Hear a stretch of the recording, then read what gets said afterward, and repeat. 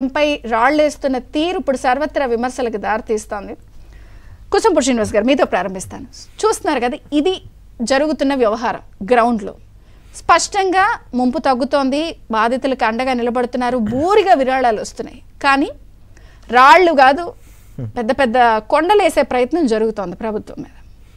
విజయచంద్ర గారు, మీకు ప్యానెల్లో ఉన్న పెద్దలు నమస్కారం అండి. దాని నేను పెద్ద కొత్తగానో లేకపోతే విచిత్రంగానో అనుకోవట్లా. ఎందుకంటే మొదటి నుంచి వాళ్ళ బాణి అదే. వాళ్ళ అధికారంలో ఉన్నా ప్రతిపక్షంలో ఉన్నా వాళ్ళు చేసే కార్యక్రమం ఏంటంటే ఇవి ఫేక్ ప్రచారాలు చేయడం, లేకపోతే వాళ్ళకు ఉన్నటువంటి ఫేక్ మీడియా కొంత ఉంటుంది, పేటీఎం బ్యాచ్, వాళ్ళతోటి రకరకాల కార్యక్రమాలు చేయడం అనేది మనం సహజంగానే చూస్తాం. అంటే ఇది వైసీపీ నేత పోతిన మహేష్ అనుచరుడు అనమాట. ఆయన గతంలో పోతిన మహేష్ గారు మీ పార్టీ మాజీ జనసేన అది ఎవరైనా అంటుంది. ఇప్పుడు ఒక ప్రకృతి విపక్తి వచ్చింది, ప్రజలందరూ ఇబ్బందుల్లో పడుతున్నారు. అది ఎందుకు వచ్చింది, దానివల్ల దానికి గతంలో ఏం జరగటం వల్ల వచ్చింది, దాని ప్రభావం ఏంటనేది ఆలోచించకుండా ముందు ఇమీడియట్గా చేయవలసిన పని ఏంటంటే ప్రజలకు ప్రాణ నష్టం జరగకుండా చూడాలి, ఆస్తి నష్టం జరగకుండా చూడాలి. అదే సందర్భంలో ఎంతో కొంత ఖచ్చితంగా వాళ్ళ ఆహారం అందించే ప్రయత్నాలు చేయాలి, త్రాగునీరు అందించాలి, మందులు అందించాలి. ఇది ప్రభుత్వం చేయవలసిన బాధ్యత. ఆ బాధ్యత చేయడానికి ప్రభుత్వం తలమునకనే ఉంది. ఒక పక్కన చంద్రబాబు నాయుడు గారు ఈ వయసులో కూడా అక్కడికి వెళ్ళలేని ప్లేసులో కొన్ని జేసీబీ ఎక్కి కొన్ని ప్లేసులోకి వెళ్ళి అక్కడ సహాయ కార్యక్రమాలు ఆయన చేస్తా, ఒక పక్క నుంచి పవన్ కళ్యాణ్ గారు కానీ లేకపోతే లోకేష్ గారు కానీ వెనకాల అధికారులందరూ అప్రమత్తం చేయడం, అధికారులందరూ సమీక్ష చేయడం. అదే సందర్భంలో కేంద్రం నుంచి మనకు ఏవైతే సహాయ కార్యక్రమాలు అందుమని ఉంటాయో వాళ్ళందరినీ రప్పించడం. అంటే ఒక విధంగా ఈ విపత్తు నుంచి ప్రజలను రక్షించాలి అనేటువంటి కార్యక్రమాలు నిమగ్నమై ఉన్నారు. కానీ సహజంగా మరి జగన్మోహన్ రెడ్డి గారికి అది నచ్చదు కదా. ప్రజలు త్వరగా కోలుకోవడం, ప్రజలు సంతోషంగా ఉండడం, ప్రజలు నవ్వుతూ ఉండడం అనేది ఆయనకు నచ్చదు.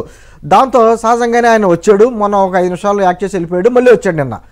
చాలా విచిత్రం ఏంటంటే మరి అతను మొన్న ఒక కొత్త పదజాలం ఆడాడు, మ్యాన్ మేడ్ ఫ్లడ్స్ అంటాను. మ్యాన్ మేడ్ ఫ్లడ్స్ అన్నాడు, మ్యాన్ మేడ్ డిజాస్టర్ అన్నాడు. అదే సందర్భంలో ఇప్పుడు మరి ఈరోజు కూడా వర్షాలు వస్తున్నాయి. ఈ మ్యాన్ మేడ్ రైజ్ అంటాడేమో మనకు తెలియదు.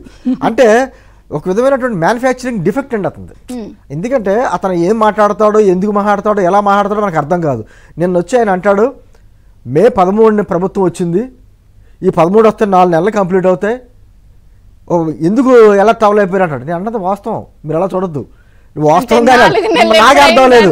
అంటే మీరు ఎలా చూసారో నేను ఎలా చూసానో పక్కన వెల్లంపల్లి కూడా అలా చూశాడు, ఈ మారడా అన్నట్టుగాను. మే 13 అధికారంలో రావడం ఏంటి, ఎప్పుడు వచ్చింది అంటే ఎప్పుడు అధికారంలో ఈ ప్రభుత్వం వచ్చిందో కూడా వాళ్ళకి తెలియదు. సరే, ఈ ప్రభుత్వం వచ్చి 2 నెలలు అయింది, ప్రజలు ఇబ్బందులు పడుతున్నారు, కష్టాల్లో పడుతున్నారు. మనవంతుగా ఏ విధమైన సహాయం చేయాలనేటువంటి ఆలోచన కనీసం ఇంక జ్ఞానం అతనికి లేదు. పక్కన ప్రభుత్వం ప్రజా సంఘాలు, ఒక స్వచ్ఛంద సేవా సంస్థలో పారిశ్రామికవేత్తలు, వ్యాపారవేత్తలు, సినీ రంగం నుంచి అందరూ ఎప్పుడెప్పుడుగా వాళ్ళకు ఉన్నటువంటి స్తోమత బట్టి వాళ్ళకి కార్యక్రమాలు చేసుకుంటున్నారు, సహాయం చేస్తున్నారు. ఏదో రకంగా అక్కడ ఆకలి కేకలు లేకుండా చూడాలని చూస్తున్నారు. ఖచ్చితంగా నష్టం జరుగుద్ది, ఆ నష్టాన్ని ఏ విధంగా పొడ్చాలో అన్నట్టుగా దృష్టి పెట్టారు. కానీ అది మానేసి అసలు బొడమూరు వాగికిని, కృష్ణానదికిని, అసలు వాగికిని ఇక్కడ ఉన్నటువంటి నదికి ఉన్నటువంటి వ్యత్యాసం తెలియకుండా చంద్రబాబు నాయుడు గారు ఇల్లు మునిగిపోద్దని చెప్పేసి అలా డైవర్ట్ చేసేసారు, అలా ముంచేశారు, విజయవాడ ముంచేశారు అనేటువంటి మాటలు మాట్లాడుతున్నాడంటే సరే, అతను ఇంకిత జ్ఞానం ఇంతే ఉందా, అతను జ్ఞానం అంటే ఎందుకంటే ఫస్ట్ క్లాస్ స్టూడెంట్ కదా, వాళ్ళ మాస్టర్ అలా చెప్పుంటారు ఇలా గ్రూపు దోస్తున్న సందర్భంగా. నేను అంటుంది అటువంటి వ్యక్తి, అటువంటి జ్ఞానం కలిగిన వ్యక్తి ఆ విధంగా మాట్లాడితే ప్రజలు ఆశ్చర్యపోతున్నారు.